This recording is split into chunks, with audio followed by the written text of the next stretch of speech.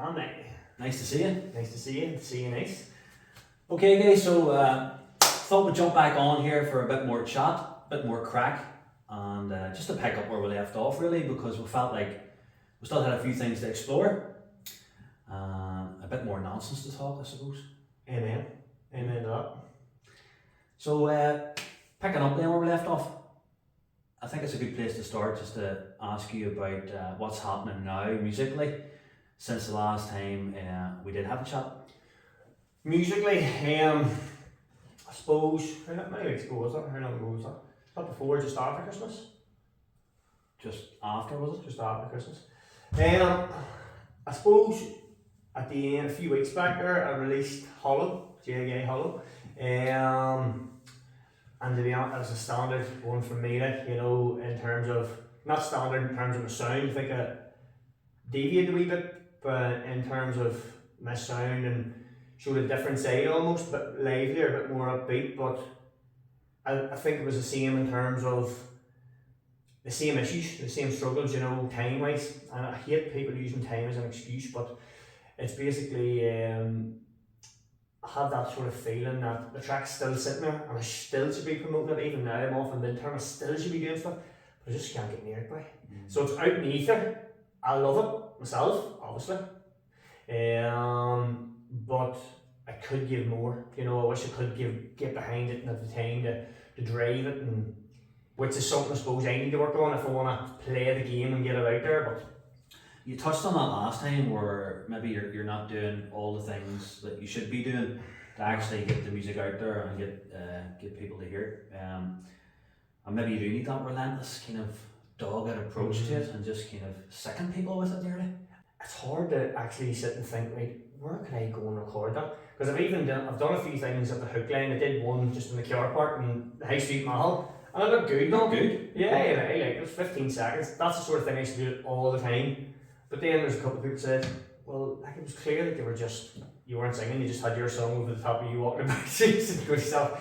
Well, that's what I'm told it's supposed to be. Yeah. You know, I'm walking through this, I'm navigating my way through this musical maze blindly, like.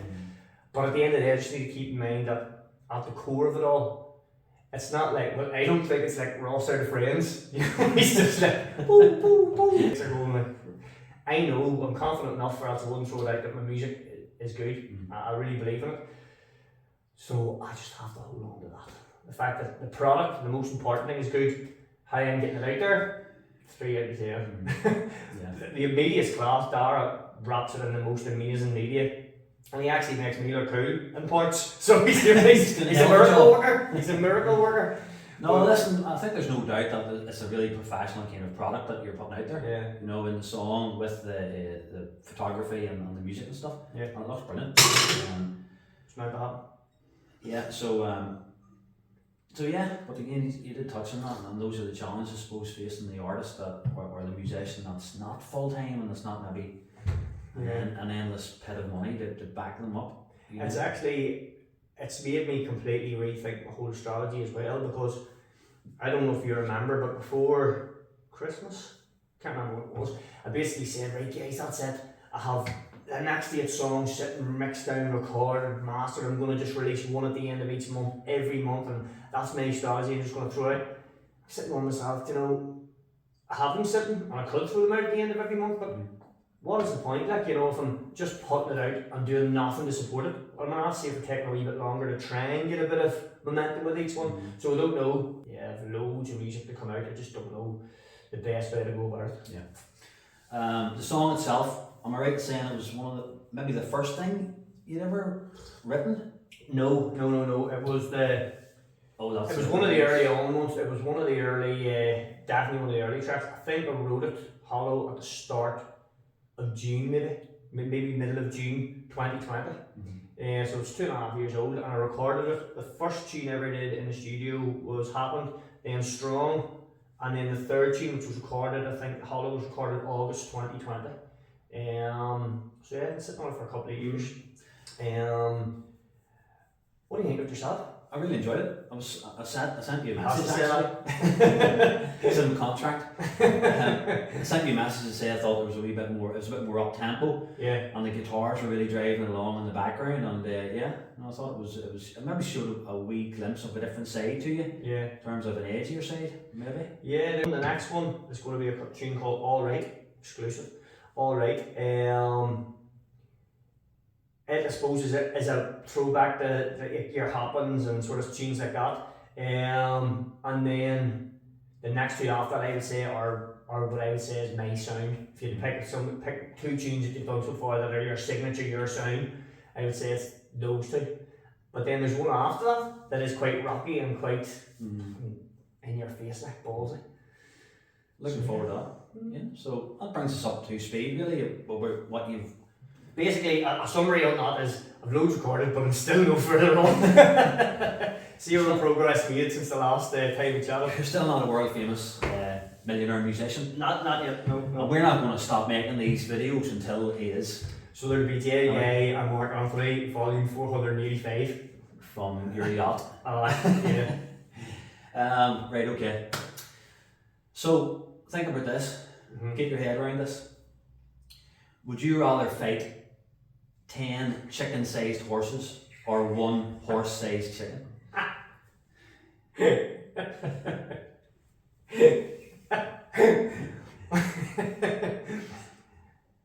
Right, 10 chicken-sized horses or 1 horse-sized chicken. Mm-hmm. I would see a horse-sized chicken. I would do it cleaning, like, so because if you look, right, I'd probably eat it. I would do it cleaning, and I'll tell you why. I was staying jits like BJJ. I would go for the takedown, but even in the transition from the takedown, I would take it back, right, and I would sink in that rear naked choke, and you just hear it, and that'll be it done. Snap it. And not the head and gone. Whereas, right, and we've been dining on fillets for a long time. Whereas to see if there was loads of wee things coming at you, like a wee pack of hyenas. You imagine, so these 10 chicken-sized horses, I think they could form quite a wee team. Like. I see where you're coming from, but I think you're underestimating the tenacity maybe of a chicken. I think it can be very feisty. I think it's got fast twitch fibres. They move quick. It got early. And because they're a smaller creature, yeah, they've got that kind of Napoleon complex of having to fight their way. And he would have that Napoleon complex because he wouldn't know that he's now the size of a horse. And he so in his mind he'd still think he's like, has to give more. Yeah. And the other thing is, for me, horses are more of a docile creature. So I think you could just have volley horses left, right, very much 3-pointer. Very much comeback. I don't know. I still would maintain that if Storm the Spider, the human backpack, gets on your back, like, you know, it's like no matter what stage you are, it's no, if I get wrapped around there, like he's done. Like, game over. He's game over. Okay. Checking ball suppers for head. Wanted to ask you now as well about your plans for live music, because we've seen your music on platforms, social media platforms. Yeah. We've heard your music, we've downloaded it. Is there going to be an opportunity for people locally to get into a venue locally and hear that up close and personal? Good question. Yes, there will be. I think I've always said, I don't know if I've chatted, do you think I have? We've probably chatted in the boozer, as men do, but I think we've chatted, that's the missing piece in the jigsaw, isn't it, really, in terms of, I think I've proven to myself, most importantly, that I can write good tunes, I can get in or record them, and I can work with the people that rap and package them well. I now need to friggin' prove to myself that I can get out there and sort of deliver them live.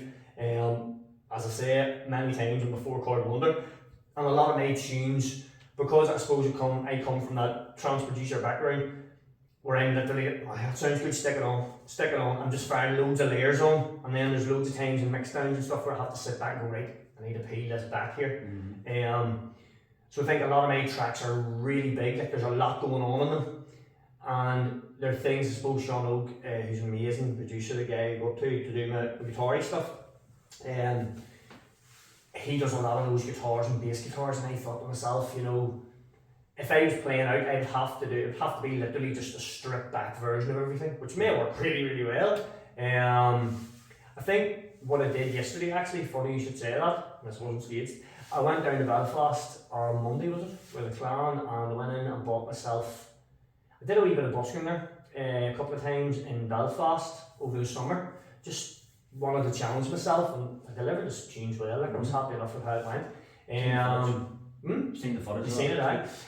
So I think what I need to do, I need to get out there and earn stripes a bit more. You know, there's no point in me saying, yeah, I'm going to sell tickets and I'm going to fill out this bar, and then everybody comes and I play for 45 minutes and then go. Cause I'm not like a human jukebox. What do you want to hear here? Do you want that in C sharp? You know, that's not going to happen. It's going to be a case that I'm going to go and play a set list, and that's going to be it. So I think I need to earn the stripes and get the gig miles up by performing on the street, basically. So I bought myself, because I've no delusions of grandeur when it comes to live performance. I bought myself a wee gigging amp, which is actually busking amp, which is Boppy part. So I'll learn how to use that and I'll hit the road. And then once I get a few gigging miles up, then I'll go to the likes of a local bar or something and say, listen, I play here for half an hour if you throw me 2 pints out there. Yeah.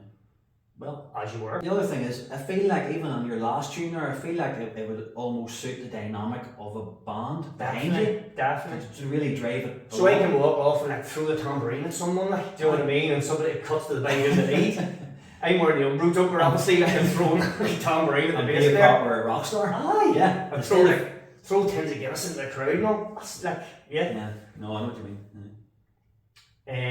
But just have the person primed. You catch this tin, I'm going to throw it. I don't want to injure anyone. I don't want to break insurance policies. No, I think I would love to do that. Yeah, I would love to do that. Yeah, I think I need to earn the stripes, obviously. Do a few relay things, concert gig, blah blah blah. But I would love to hear my tunes with a full band and a real.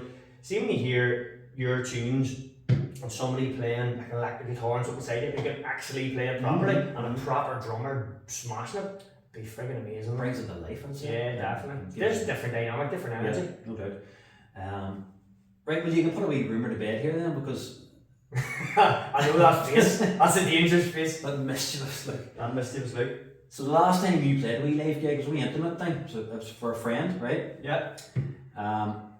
The story goes that you brought some sample CDs with you. Alright, you brought 20 sample CDs with you, you left them at the back of the kind of the venue. And for people just to kind of help themselves, you went back at the end of the night and there was 25 there.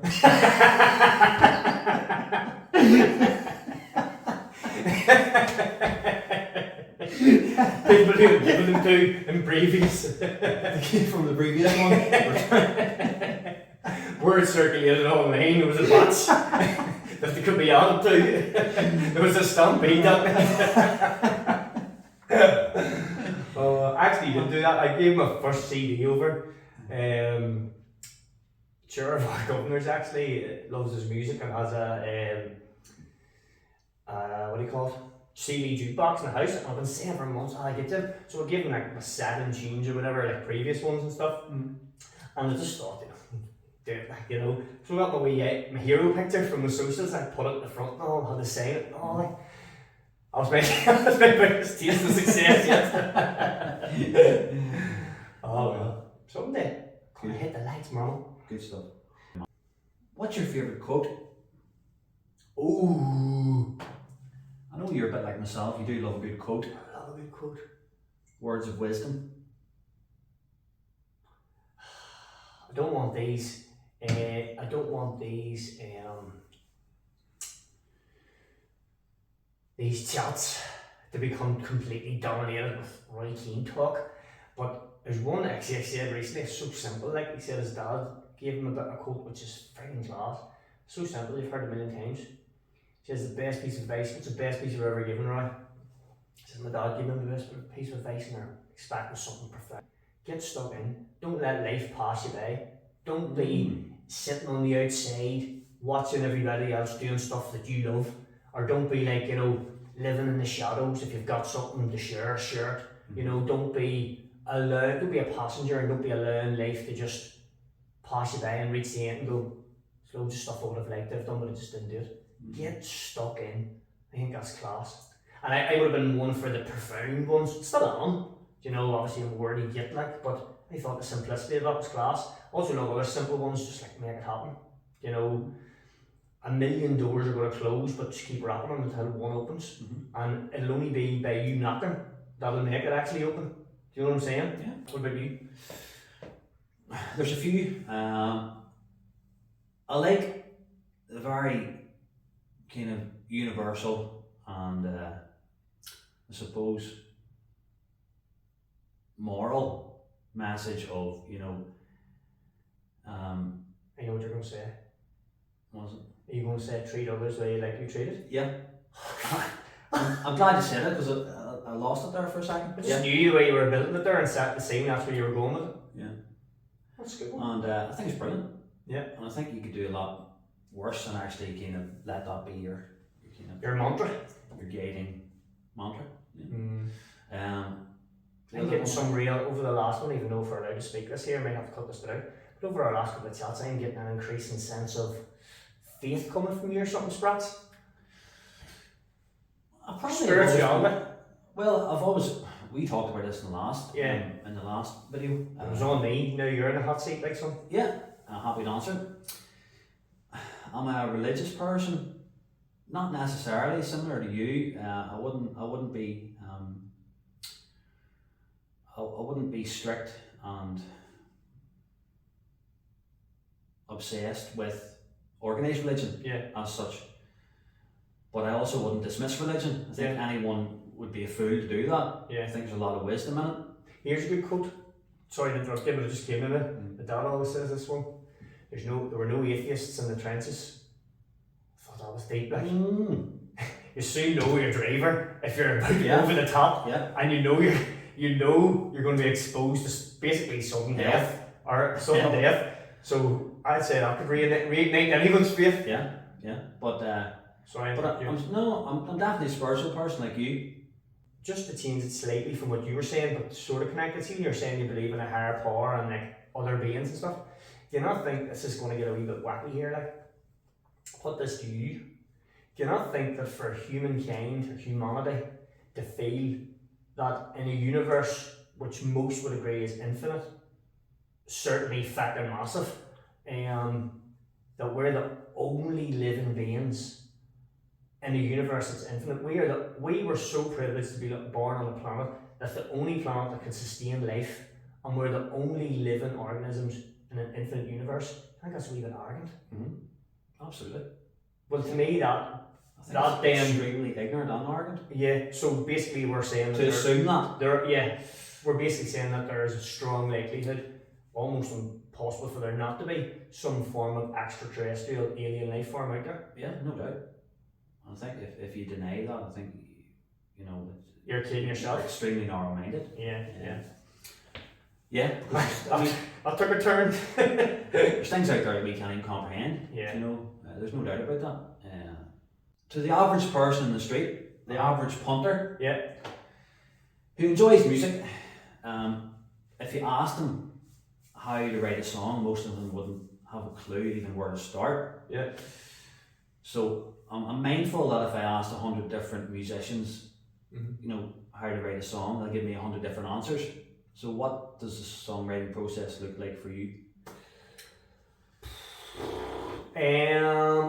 Usually, most times, it'll be me sitting just with the acoustic guitar, playing different variations of my 4 chords, I don't know, and humming, and something will just come out. Like literally, it could be the main hook line, it could be an opening line of a verse. It might be something that I think is the line of a verse, but actually, when I sing it, create a couple of different melodies around it and stuff, it's actually the main hook line of the song.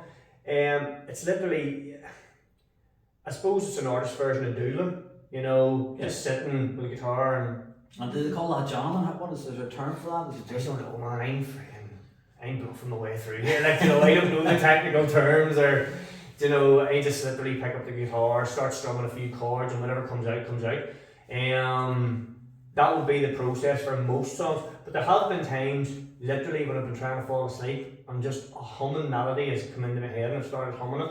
The next thing, you know, lyrics are coming in my head when I'm trying to sleep. So I'm getting up and putting them into my notes quickly, or I'm recording on the voice. You know, I'm recording something like that. And then I'm trying to make that humming sound on the guitar until it actually comes out. Not technical at all. Not classically trained or proficient in any way, but for me it's effective, it works. Like, there have been also been times, sorry to interrupt you, but there also have been times when I literally have been sitting and words that I think sound well together come into my head, or somebody will say a word, could be in school, and we'll be talking about the word of the day or something like that, and the word of the day, when I'm explaining that, another word will come into my mind, and I'm like, that goes well with that. And I literally go and write on post-it, and I've literally loads of a book where I've all songs written, the black book. But I would have, in that it's just filled with different post-its, different scrap bits of paper, receipts, anything that I can get too close. I literally, my ideas will fire down, and I might never use it. Sometimes I do. Sometimes I'll take that wee bit of paper and I'll just start strumming chords and match the words to it. It depends. It's very, most of the time though, it's just sitting with the guitar, and most of the time it actually comes from a place of needing to do it, needing to get something out. I've said to you before, songwriting for me is quite cathartic. Is that the word I'm looking? Sort of therapeutic. Therapeutic. So if there's just loads going on in the mind, I'll go home and I'll just pick up the guitar and start strumming, and I'll just start humming. And next thing, all the things that are going on, some of it, a theme of it will just come out, and I'll just go on the page and just write it down, and that's the way it works. It's your subconscious mind that comes out in music. Well, that would explain. I would get a lot when I'm trying to sleep. A lot happens when I'm trying to sleep, because that's when your mind should be quiet and calm. But really, that's the first time maybe in my day where my mind, when there's nothing else, nobody else looking at any form of time, or there's nowhere else where I have to be. So at that time, very often is when the lights come on and everything starts to just fire. And I think when that happens, you can't say, oh, I'm too tired to get up and do something. You have to get it down, because it could be a nugget of absolute gold in there, and I have got a few. Even if I do say so. No, I get that there, because the bits and pieces of writing that I've done in the past as well would be similar, in terms of there's a spark somewhere, and I'll hear a word or a phrase, and it might be from a song, might be from a TV show. Someone says something and it sticks in my head, subconsciously it stays there, and then I'll maybe add something to that, so it's like another piece of a jigsaw, and you keep just adding wee bits to it. But there's no right or wrong answer, is there? How do you write? No, and I mean, I think if you asked, as you said, if you asked all the artists, asked people who are really successful, they'd maybe say, most of my songs aren't like this, but there was this one time I did it this way, and it was my best, or it was my biggest tune. It's whatever way it comes out, it's just the way it comes out. What did our Noel say? It just falls from the sky. He says he's just sitting someday, doodling on the guitar, and it just falls from the sky. Who knows? It's a good bit of it. If you could have any superpower,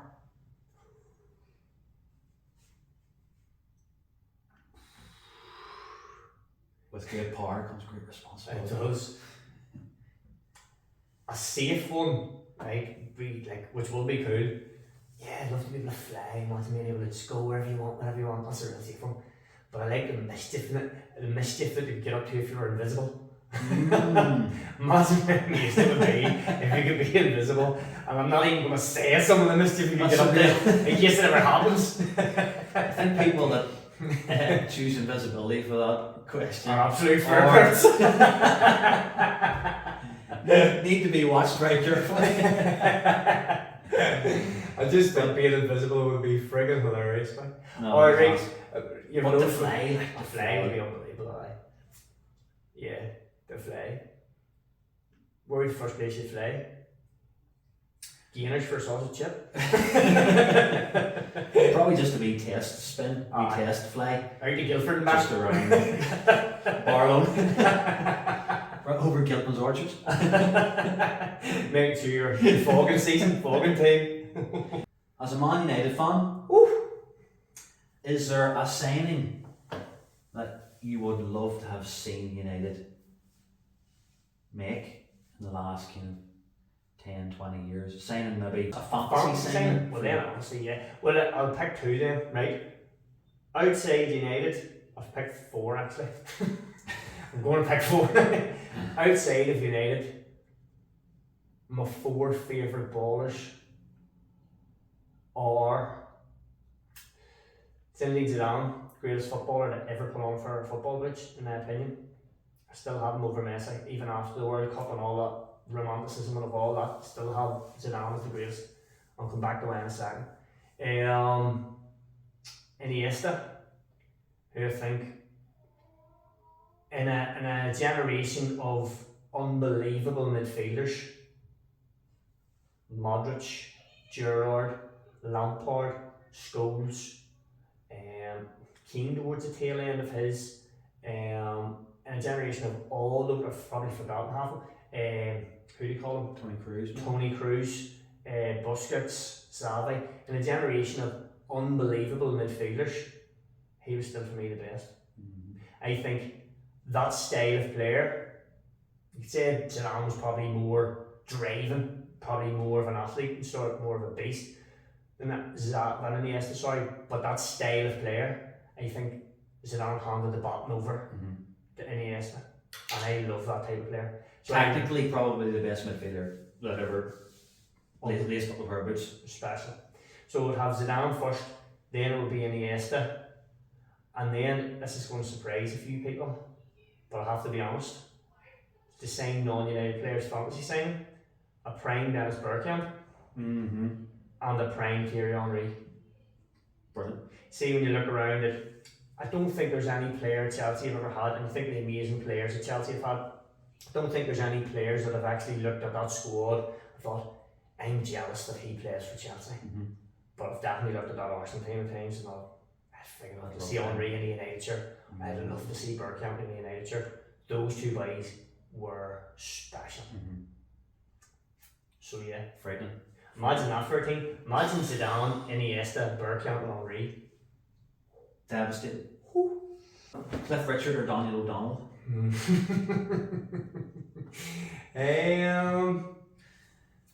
Cliff Richard or Daniel O'Donnell? As a sign of United. Where would you play Cliff Richard? I'd say Beyonce, if you could stick him in that like. I'd say be a good keeper. Man's playing tennis, he's 85. Daniel O'Donnell. He got on United's bench a couple of years ago. He'd have started last year, definitely. I would say, what do you call it? Daniel O'Donnell.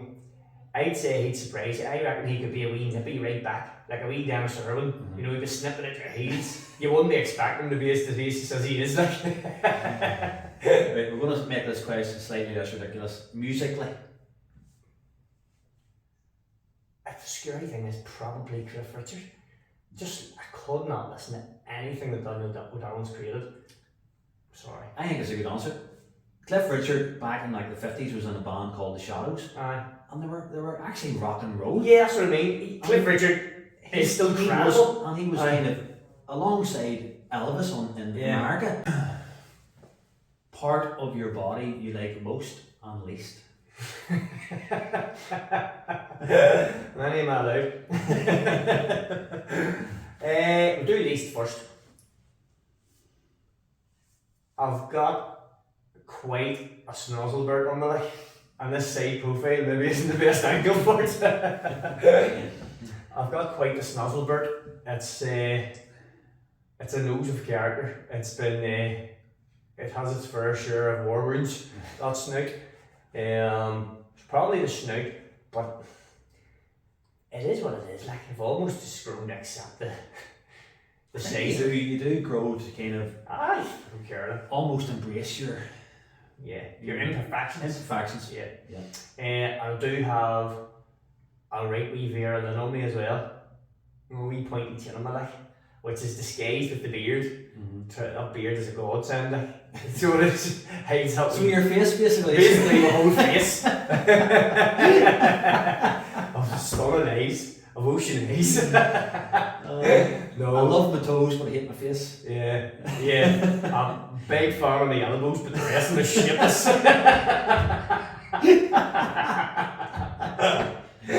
But I'm not swapping them elbows. No for way. anybody's. People that die for these elbows. So smooth to the touch. In terms of favourite body part,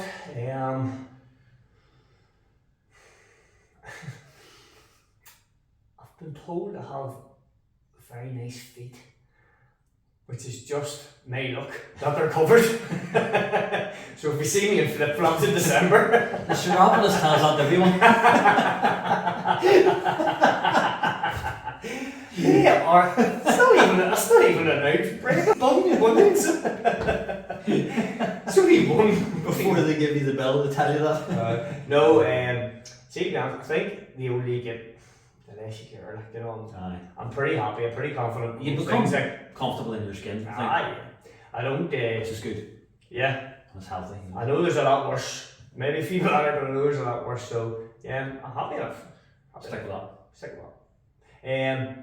Well, obviously, you know, keep myself in half decent shape most of the year round. Half decent. So yeah, I'm happy enough. What about yourself? What's your favourite body part? You're still rocking a set of abs and you're well over 40. Like, Well, for somebody who's not into like protein and training and all, you're in something like. I would say that my body shape probably, I don't know if that's just genetics or metabolism, but Well, I'm it just is and it lean, isn't. you Yeah, know, like you've worked on that too, and it's not like you're in the gym like pumping out the kettlebells every day. But you generally look after yourself and you do a bit of training and you eat well most of the time. So yeah, give yourself a pat on the back. Oh, definitely. No, I think I'm naturally lean and athletic, which is good for lots of reasons, health reasons, but you know, I don't carry weight. I can move fairly comfortably. You know, I'm 40, coming 43 this year. Is there a body part you don't like? Or what's your least favourite? Should have asked you that, put it back to you. I would say the odd person commented on my nose too in the past, said it was a bit on the large side, but probably my teeth. Your teeth? I probably should have had braces when I was younger. That's how you get them. I feel like, you know, the horse has bolted a wee bit, you know, and I've got the stage where I'm kind of comfortable now. Yeah. But definitely probably should have had braces at one point, maybe when I was like 12 or 13. Yeah. What was terrified of getting bullied, Basically. basically. Yeah. So yeah. Do you know what you used to do? You know, it's bad. But do you remember we used to, the rare occasion we'd go for a pint and you'd be sitting in the boozer and you'd be like, well, son, what's the crack? And you'd just literally be talking to me, but staring at the fringe, or like staring at my beard, or at your earlobes. Why? It's funny you should say that, because that used to drive Piff mad. Oh, it's so like, I used to go down and call for Piff. And he'd be standing at the door chatting away. And I'd be just going, I got it. It's so awful. And I used to crack up. I don't know what that is. I'm a people watcher. Yeah. The police called it Peep and Tom, but you know. Yes. What about when the charges dropped? Apples and oranges. I can't answer that really. Yeah, fair enough. For legal reasons. Yeah, we'll cut that out. Okay. Back to music. You can steal, stroke, take credit for any song without the rest of the world knowing that it's not yours. This is just fun because you wouldn't do that simply because you wouldn't get a buzz off that. Like, you know, if everybody's saying what an amazing tune, fair play, that's class, and you're sitting going, impossible. I didn't write that. This is why. I'll change it. I'm just going to actually say, because this is interesting. Do you see it's probably in all music genres, but I'm not deep enough into the other world of guitars and stuff to know if it's a thing really in sort of acoustic indie rock music. But you see in like sort of electronic music, you look at that top 100 DJs that are released every year, and I don't care, I can say this, and if you look at that top 100 DJs that's released every year, I would say 20 of that top 100 actually make their own songs. The rest have like ghost producers. The rest have like people who would sit in a studio, right? And they would like phone somebody and say, I'm going to send you a couple of tunes, make me something like that. and then they're getting all their mates go, oh, that's an amazing tune. I just don't know, but that's why the very first song that I released under my different alias, my dance music stuff, I brought loads of stuff into the studio, because a friend that I was doing it with, he said, man, you've actually improved, like, I could definitely, we could tidy that up. But when we got into the studio, different room, better acoustics, a lot of it couldn't be used, and I didn't, there was loads of my stuff in it, fair enough, but I didn't feel a sense of ownership of it. And I've been chatting with him since actually about it, and he says, listen, that was part of your journey. That helped you to get better to where you did become more independent. Even now, still, because of my ears aren't totally tuned to do it every day, I still need to get say a track that I make maybe 140 parts to it. I need to bounce that into, say, 10 parts, create the wee groups of things that go together, and somebody would do like a mix down of that. I'm fine with that. But you see, phoning somebody and saying, listen, make me a song like that, and you sit watching Coronation Street and somebody's making you a banger and you're just throwing them a few quid. And you stick your name on it. And then everybody's saying, oh, amazing. But back to your question for the crack. Well, I'll change the question a wee bit. Any song out there that you wish you had written? I'm sure there's loads, but could you pick one that you would go? There's so many, like obviously all those Oasis anthems, like which I'm really passionate about, like all the biggies, your Slideaways, your Supersonic, Sunday Morning Call, the pure raw fire of What's the Story, Morning Glory, or Rock and Roll Star, the genius of Masterplan, I Am the Resurrection, Stone Roses, The Man Who Sold the World, David Bowie. Imagine writing I Love Lithium by Nirvana. Anything off it for me? Anything. There's another one that came to me there, blew my head off. Oh, it's gone. I've been recently soaking up the Beatles, like loving the Beatles. So many, Why My Guitar, Take Me to Church. Brilliant tune.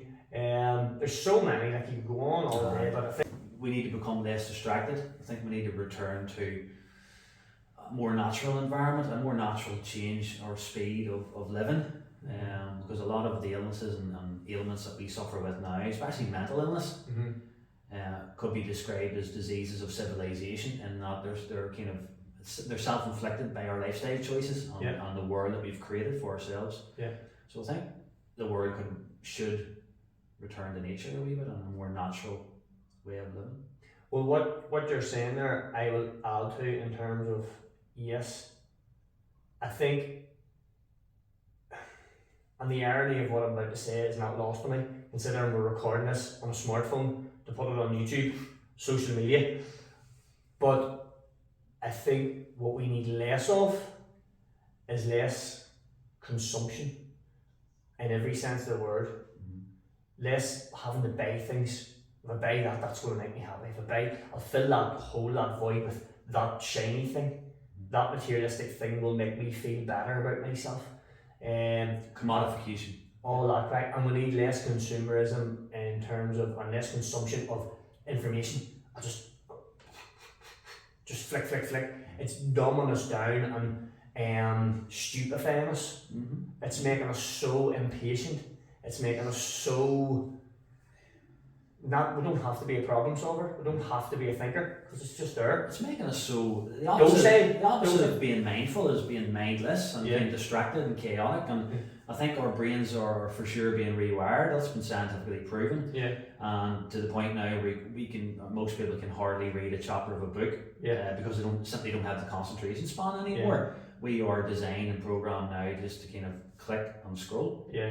I think that's a dangerous path we're going down. Really dangerous. I think it's actually, as I said, it's almost nullifying our natural human idiot strengths of being a problem solver, being a thinker, being almost that hunter-gatherer. I have this problem, I need to solve this problem for survival.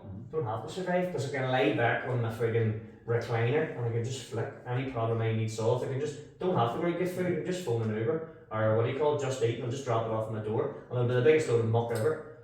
And that's one for another day that we'll talk about. It's just. We could do a whole talk on this. We could. And you see people like energy drinks and all that crap, and talk all day about all that crap. but I'll not bore you. Okay, well maybe just finish off with one more. Go for it. So I'm thinking it comes to us all someday. We will leave this great stage called Earth. I guess it's a bit deep. And For sure. how would you like to be remembered, firstly? And secondly, what song would you choose to play at your funeral?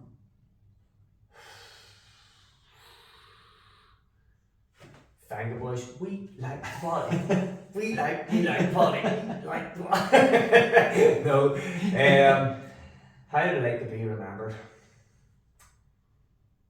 Somebody that loved life and somebody that got stuck in to coin a phrase. I connected that well, didn't I? Mm-hmm. Somebody who got Good night. stuck in and enjoyed everything that life had to offer and helped lots of other people enjoy everything that life had to offer. Someone that was full of life and And- added to life. Yeah. Yeah.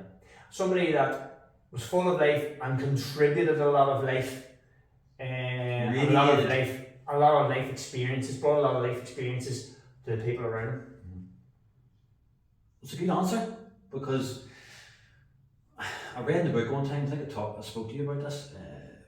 It was Jimmy McGuinness was saying it was during a real big kind of key pivot moment before they won the All Ireland. They were playing Kildare, it was in extra time, and I think Cassidy scored the winning point. But he said for a few minutes the game was on the edge. He could hear a pin drop in the stadium, Croke Park, and he said they trained so hard that absolutely given every ounce of themselves for this moment. Yeah. And it was in the down stages of the game, and they won the game. But he says even just before they won the game, he says he remembered feeling like he was truly alive. Mm. And there's only few probably times in your life where you do feel truly like you're alive and you're living to the max and living on the edge. Good answer. Mm-hmm. The song then?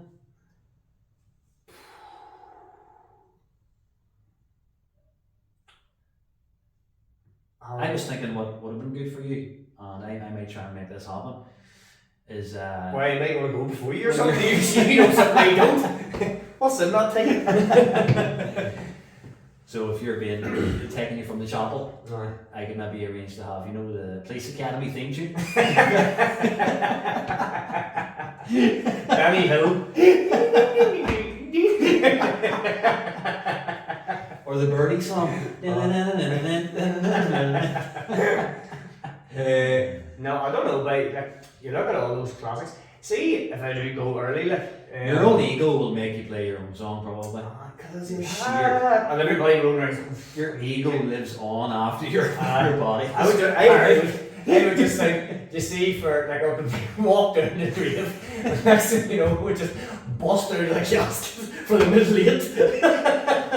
What would be the great, Weary ray still shine. what would be the great irony of your life? And would know then that God actually does exist, has a sense of humour. Your music would only sell 1 million copies posthumously. Someone would hear the music, it would go on YouTube, and then as you're dead, And it just explode. you'd And everybody that's left behind gets the benefit of it. be bigger than Elvis. And Yeah. then I would have had you sign a contract before that for me to get all the royalties. Yeah.